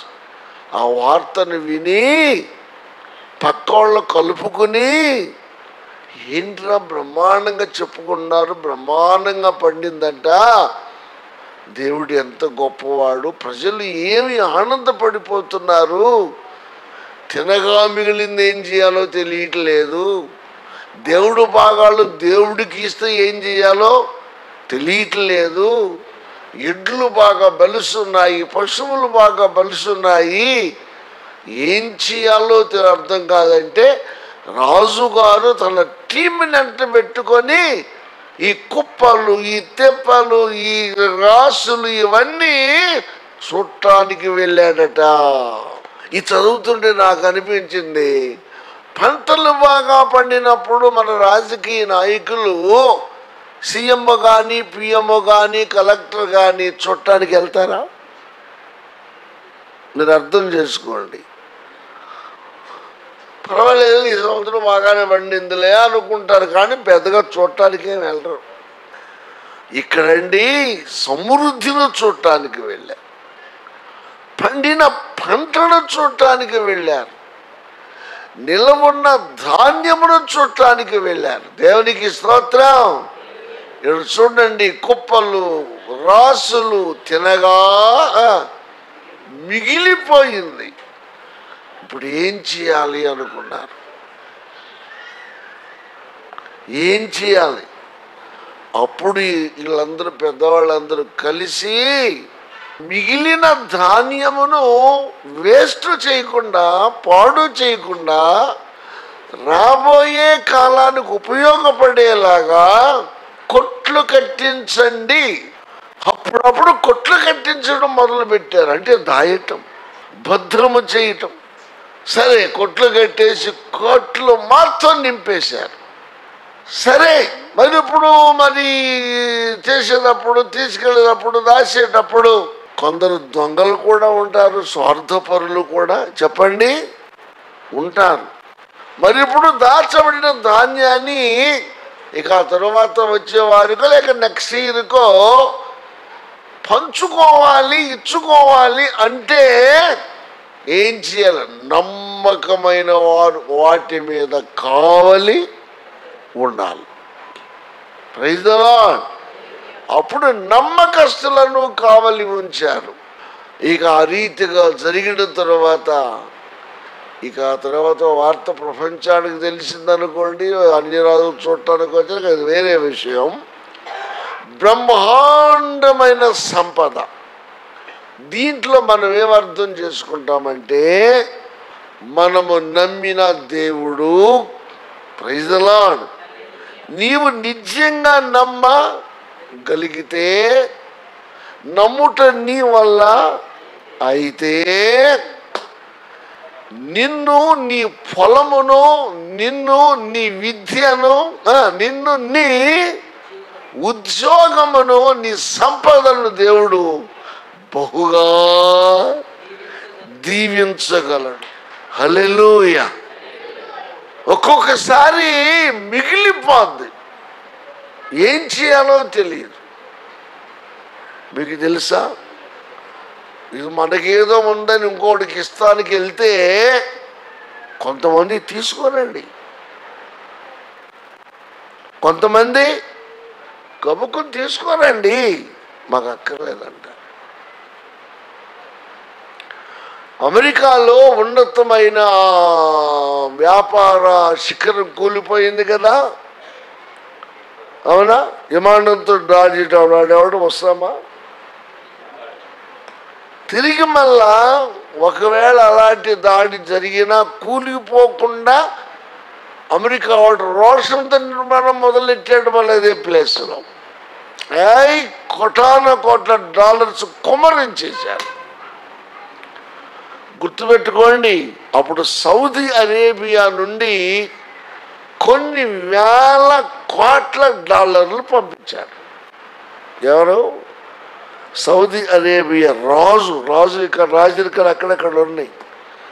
కొన్ని వేల కోట్లు డాలర్లు పంపించాడు. మరి ఏం తేడా వచ్చిందో? అమెరికా వాడు వసూలు చేయటానికి ఒక వ్యక్తిని పెట్టాడు,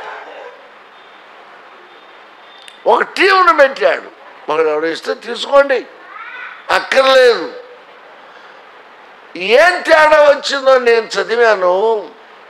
ఏం తేడా వచ్చిందో, అన్ని వేల కోట్ల డాలర్లు సౌదీ అరేబియా నుండి పంపిస్తే వాడుకోండి, మీరు నష్టం కలిగిందంటే ఆ తీసుకునేవాడు ఏం చేశాడో తెలుసా? నాకు వద్దన్నాడు.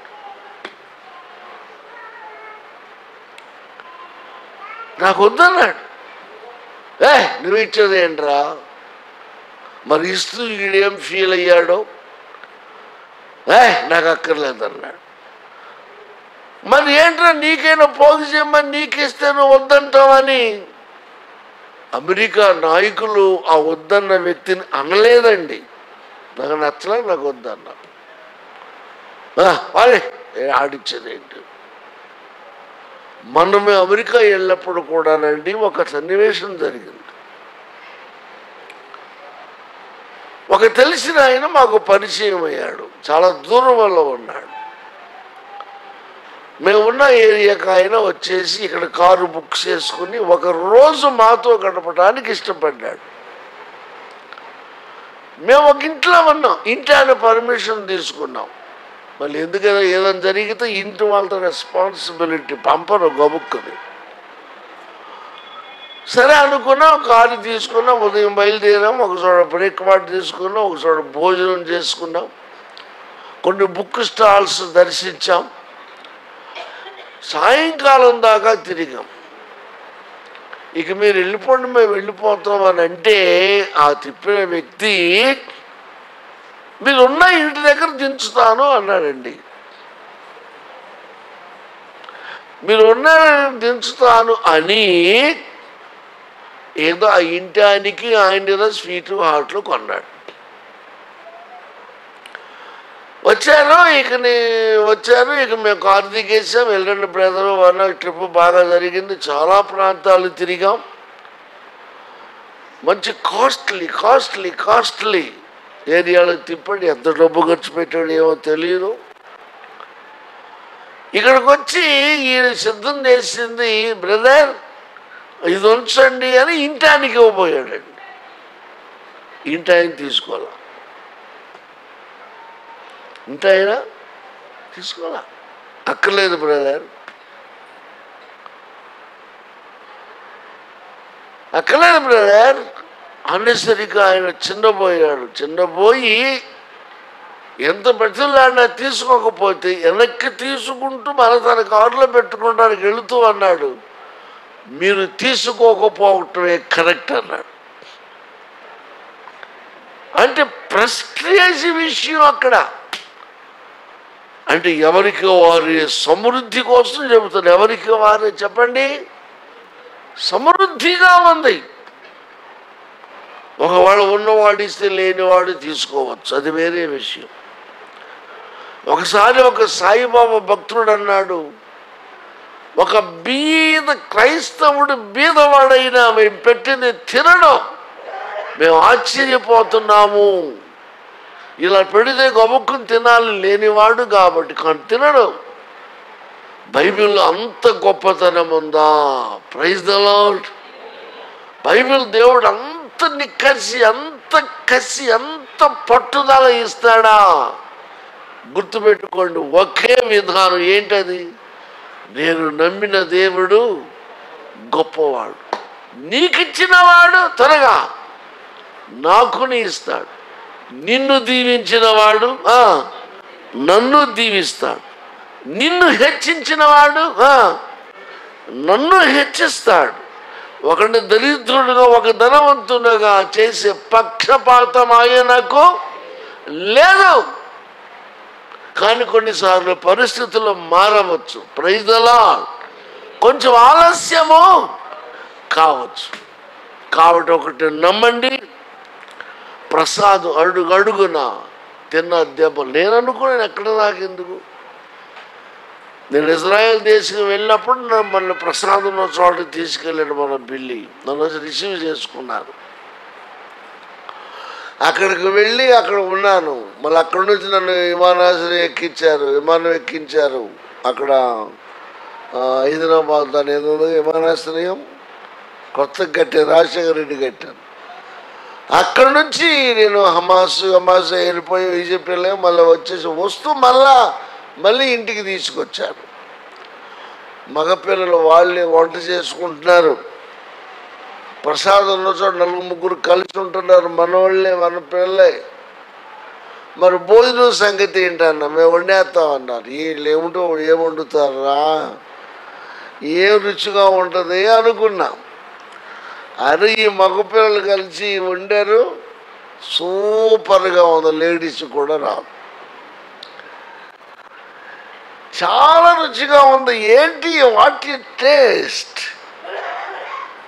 ఇంగ్లీష్లో టేస్టబుల్ అంటే టేస్టబుల్ లేదండి, టేస్ట్ ఉంది, టేస్టెడ్ ఉంది. వాట్ ఈ టేస్ట్? ఏంటి ఇంత రుచి? పాపం అక్కడ ఉండి వాళ్ళ వంట వాళ్ళు చేసుకుంటూ ఏదో ఒక ముద్ద తిని పడిగాపులు పడుతూ ఈ కంపెనీ నుండి ఆ కంపెనీకి, ఆ కంపెనీ నుండి ఈ కంపెనీకి, ఈడిబ్బంది పడితే అక్కడికి వెళ్ళి, అక్కడిబ్బంది ఇక్కడికి వెళ్ళి దేవుని పైన ఆధారపడి కంపెనీలను నమ్మేదానికంటే, కంపెనీ యజమానులను నమ్మేదానికంటే, వారు వర్కును కూడా నమ్మేదానికంటే, అన్నిటినీ వారి స్వాధీనం అందించుకొని తగిన టైంలో దీవించే దేవుని పైన ఆధారపడి ప్రసాద్ ఇప్పుడు ఒక ఉన్నతమైన స్థితిలో ఉన్నాడు. ఇంతకంటే ఏం చెప్పలేను. నేను బెంగళూరు వెళ్ళినప్పుడు నన్ను ఆ కంపెనీకి తీసుకెళ్ళాడు.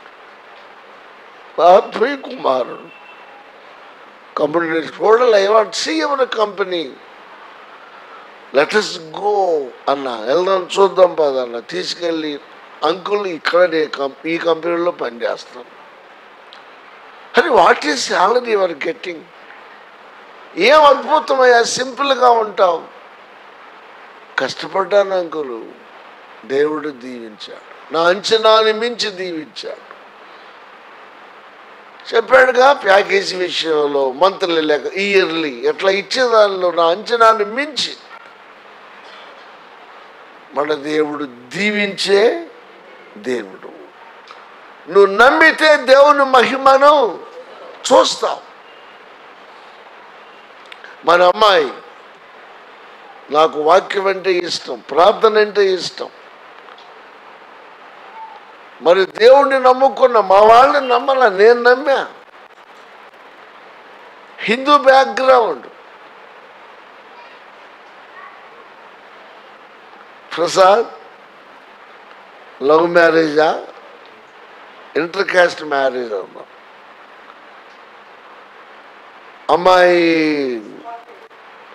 అమ్మాయి గౌడాస్ బ్యాక్గ్రౌండ్ అనుకుంటా. అవునా?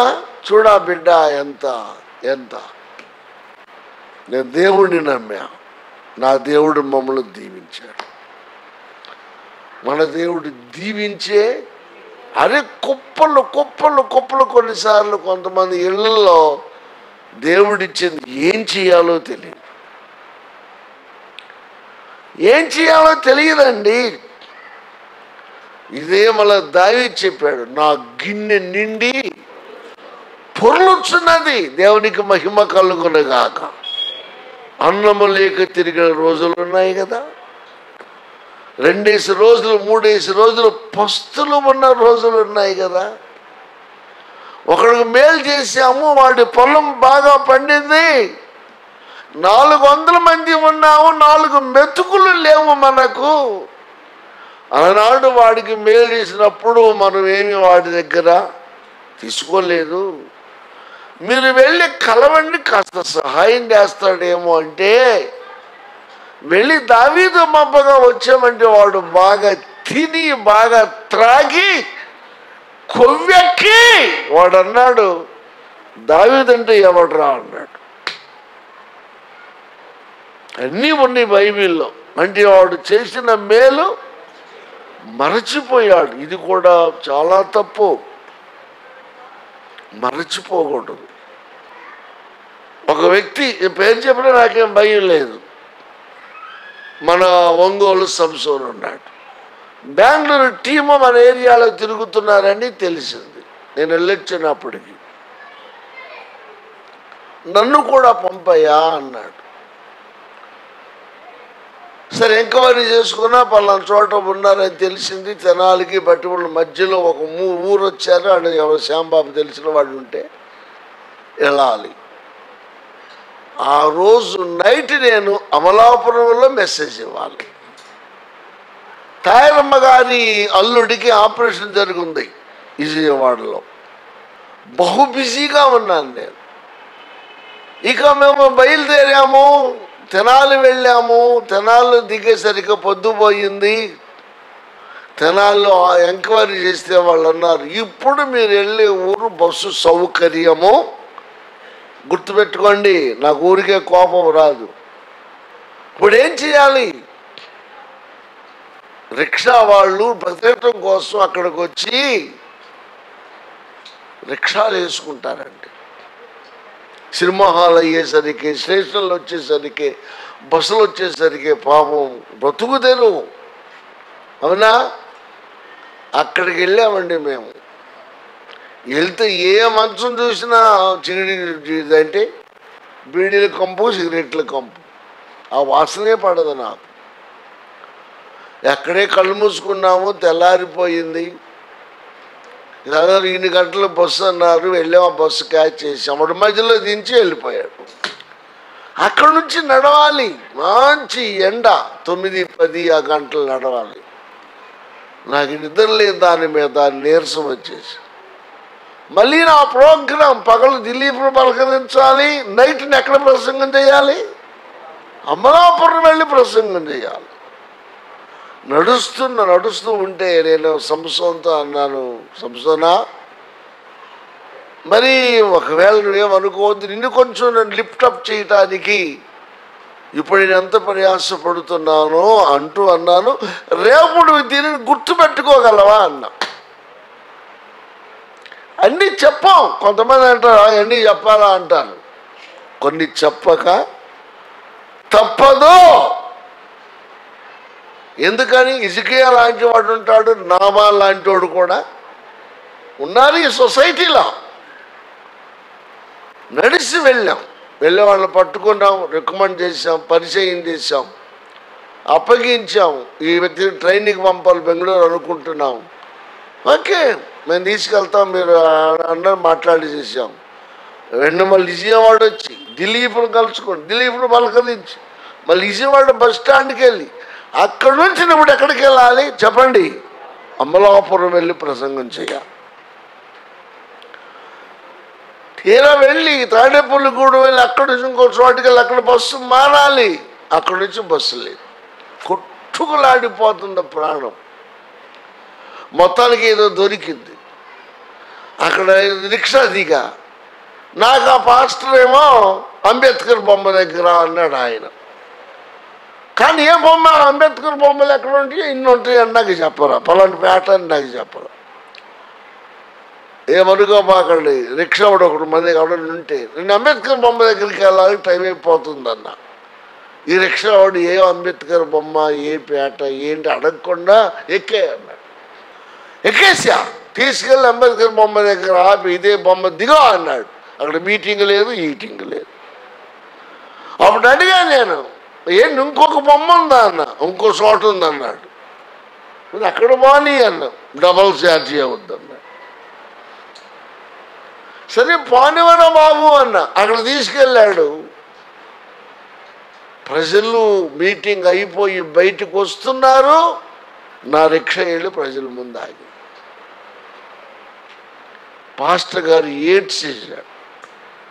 ఆయన కోపాన్ని తట్టుకోలేక, సమాధానం చెప్పలేక, ఒక్కడుగు ముందు రాకూడదంటాయా అన్నాడు. ఒక్కడుగు ముందు రాకూడదా? చూడ వచ్చేది ఏం చెప్పండి నేను జనానికి అన్నాడు. పట్టుపట్ట కళ్ళవంట నీళ్లు కార్చటం తప్ప ఏరే జవాబు లేదు నా నుండి. ఇక రేపు మీటింగ్ ఉంది కదా, don't cry, don't worry, tomorrow meeting దేవుడు వాడుకుంటాడు. బిడ్డ ఎంత కష్టపడి వచ్చాను, మరి అలాంటి వారు సమస్య ఎదుర్కొన్నాను అని. అప్పుడు నేను ఈ ఊరికి చదువుతా అన్నాను, ఇలాంటి కష్టపడతాను నువ్వేమన్నా ఒకళ్ళు అభివృద్ధి అయితే, ఒక నేను ఈ స్థితిలోనే ఉంటే, ఒకవేళ దేవుడిని దీవిస్తే నన్ను మర్చిపోతావా సంసారా, గుర్తుపెట్టుకుంటావా అన్న. భలేవారండి, నా ప్రాణం ఉండగా మర్చిపోనన్నాడు. నా వాళ్ళు లాంటి వాళ్ళు ఉన్నారు, త్వరగా చెప్పండి. హిజ్కియా లాంటి వారు ఉన్నారు. నేను ఎక్కడ సంకలా 30 ఏళ్ళకు పైగా మన సేవకులకు సహాయం చేస్తున్నాం. హైదరాబాద్ ఒక ఆయన నాకు వెనకాల హాస్టల్ పెట్టుకో ఇస్తానన్నాడు. వాళ్ళ ఆవిడ అన్నదమన్న రాణిమ్మ గారు తాయిరమ్మకు తెలుసు, నాకు అక్కర్లేదన్నా. ఎందుకని అన్నాడు, నశించి ఆత్మరక్షణ నా ధ్యేయం. ఒకవేళ దేవుడు నన్ను దీవిస్తే దీవించిన రోజున తినగా మిగిలితే అది బీదలకు పంచుతాను అన్న. ఆ రోజు వచ్చింది. వెంటనే చెప్పండి, హెల్ప్ ఫర్ హెల్ప్లెస్. దాని వెనుక పెద్ద బ్యాక్గ్రౌండ్ ఉంది. నిస్సహాయులకు సహాయం. ప్రసాద్ బెంగళూరు నుంచి నాకు కొంత దానికి సహాయం పంపిస్తున్నాడు. తాయరమ్మ గారు అబ్బాయి సురేష్ హైదరాబాద్ నుంచి నాకు కొంత సహాయం పంపిస్తున్నారు. నాకు ఇచ్చినంతలో కొంత నేను పక్కన పెడుతున్నా. మన వాళ్ళు కొంత అండగా నిలబడ్డారు. చూడండి అక్కడ ఏ దిక్కులో చూసిన నెంబర్ 1 కుప్పలు కుప్పలు. ఏ దిక్కును చూసిన దున్ని బాగా బలిసిన ఎడ్లు, పశువులు. ఏ దిక్కులు చూసినా నూర్చిన చెప్పండి వడ్ల రాసులు. దేవుని భాగాలు దేవునికి ఏం చేయాలో తెలియట్లా. అప్పుడు రాజు అన్నాడు, వేస్ట్ చేయకండి. కొంతమంది వృధా చేస్తారు, కానీ పిల్లి కూడా భిక్షం పెట్టిన వాళ్ళు ఉంటారు. అప్పుడు ఏం చేశారు, కొట్లు కట్టి దాన్ని ఆ కొట్లలో దాచారు. ఎందుకు? మరి అంత సమృద్ధి ఇంకోసారి ఉండొచ్చు, ఉండక పోవచ్చు. నా గిన్నె నిండి పొర్లుతుంది. ఒకప్పుడు నీ గిన్నెలో ఏమీ లేదు, ఇప్పుడు నీ గిన్నె నిండి పొర్లుతుంది. వారంగా చెబుతున్నా, మనం నమ్మిన దేవుడు గొప్పవాడు. నమ్ముట నీ వల్ల అయితే నమ్మువానికి సమస్తము సాధ్యము. ఏనాటి వారి పరిస్థితి, నా వెనకాల బ్యాక్గ్రౌండ్ నాకేం లేదన్నాడు బిడ్డ పాప. నేనేం చేయాలి? ఉద్యోగం లేకుండా, జీతం లేకుండా, వెనకాల బ్యాక్గ్రౌండ్ లేదు. ఏదో కష్టపడి నన్ను చదివించారు, కానీ ఈ పూట దేవుడు బహుగా హెచ్చించాడు. అర్థమైన మాటలు. రామారావు గారు చిన్న వైరింగ్ పనిచేసి బిడ్డను చదివించుకున్నాడు. ఇప్పుడు ఏదో తేడా చేసిందంటే బంగారులాగా చూసుకుంటున్నారు తండ్రిని. అమ్మగారు మన సాక్ష్యం చెప్పారు, అద్భుతమైన సాక్ష్యం. టీవీలో ఎంతో మంది విన్నారు. కాబట్టి నమ్మండి, దేవుని మహిమను చూడండి, దేవుడు చేసిన మేలును చెప్పాలి. మరచి పోకండి. దేవుని నామంలో మీకు మేలు చేసిన వారిని కూడా మరచిపోకండి. Praise the lord. అందరి అవసరాలు తీర్చువాడు దేవుడే. ఫిలిప్పీ 4:19 ఏముండదు, దేవుడు తన ఐశ్వర్యము చొప్పున క్రీస్తు యేసు మహిమలో మీ ప్రతి అవసరము తీర్చును. గొప్పవాడు దేవుడు. ఆయన కుమారుడు ప్రభు అయిన యేసు. క్రీస్తు మహిమ కోసము దేవుడు తనకున్నంతలో ప్రతి అవసరము తీర్చును.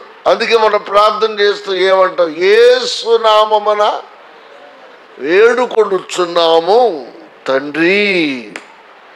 Praise the Lord.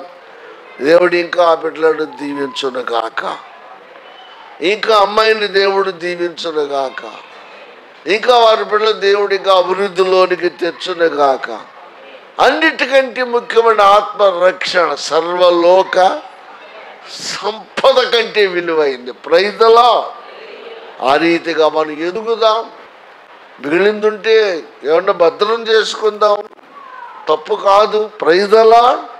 ఇంకేమన్నా ఉంటే మనం అందరిని దృష్టిలో పెట్టుకొని చాతుర్య సహాయం చేస్తూ ముందుకు వెళదాం.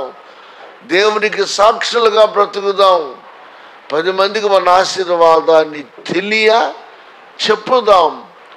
అట్టి కృప దేవుడు మనకు దయ చేయను గాక.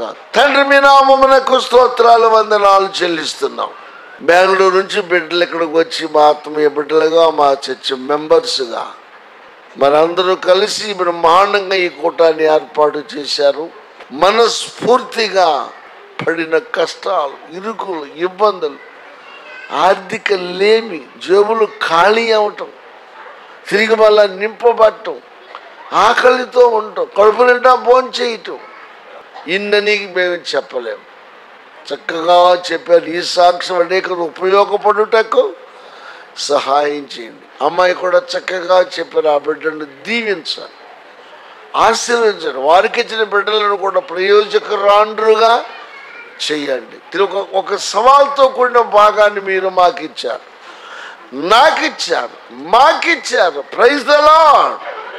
ఇజికియ కాలంలో ఏ ప్రక్కన చూసిన ఆశీర్వాదాలు, ఏ ప్రక్కన చూసిన పంటలు, ఏ పక్కన చూసిన కుప్పలు, ఏ పక్కన చూసిన రాసులు, ఏ పక్కన చూసిన దుక్కే ఎడ్లు, ఏ పక్కన చూసిన పశు సంపద, దేవుని భాగాలు, దేవుని ఎటు చూసిన సమృద్ధి, సమృద్ధి, సమృద్ధి, సమృద్ధి. ఇక మిగిలిపోయిన కొట్లలో దాశారు. హల్లెలూయా. ఈ స్థితిగా మరి బిడ్డలతో పాటు ఇంకా మా సంఘంలో చాలా మంది ఉన్నారు దీవించబడిన వారు.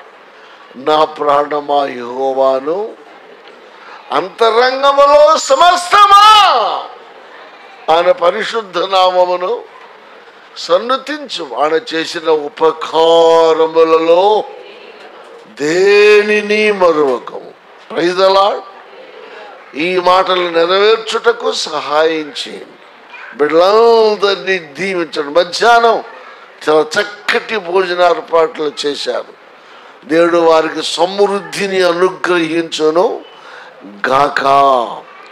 అన్నిటికంటే వీళ్ళు ఆత్మరక్షణ భాగ్యమును ఇచ్చారు. ఈ పూట బెంగళూరు మేము వెళ్ళినా మా బిడ్డలు ఇక్కడ ఉన్నారు. మాకెంత ధైర్యం. వారు ఇక్కడికి వచ్చిన ఇది నా తల్లి సంఘం, ఇక్కడ పుట్టా, ఇక్కడ పెరిగా, ఎంత ఆనందం. ఈ కాంబినేషన్, ఈ స్పిరిచువల్ కాంబినేషన్ తరతరాలు కొనసాగుటకు సహాయం చేయమని చక్కటి పలహారం ఏర్పాటు చేశారు. పంచుతూ ఉండగా తీసుకున్న ప్రతి వారు కూడా వారి కోసం, వారి ఆరోగ్యాల కోసం ప్రార్థన చేసి ఆ మెమరీ పవర్ బిడ్డలకు దయచేయమని యేసు నామమున వేడుకొని వచ్చున్నాము తండ్రి. ఆమె త్రియేక దేవుని కృపా శక్తి అందరికీ, ఎస్పెషల్లీ ప్రసాద్ ఫ్యామిలీ మెంబర్స్ అందరికీ, వారి పెద్దలు వారికి తోడై తోడై తోడై నడిపించునుగాక. ఆమేన్. హల్లెలూయా.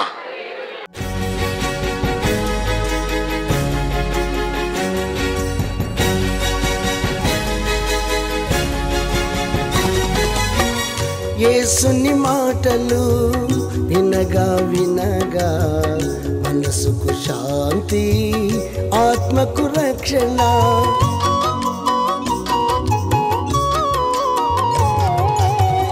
యేసుని మాటలు వినగా వినగా మనసుకు శాంతి, ఆత్మకు రక్షణ. యేసుని మాటలలో విలువను ఎరిగినచో, యేసుని మాటలలో విలువను ఎరిగినచో నీ బ్రతుకంతా మేలే మేలుగా, నీ బ్రతుకంతా మేలే మేలుగా. వినగా వినగా యేసు సువార్త కలుగును హృదయాలలో విశ్వాసం. వినగా వినగా యేసు సువార్త కలుగును హృదయాలలో విశ్వాసం. అందుకే అందరూ రండి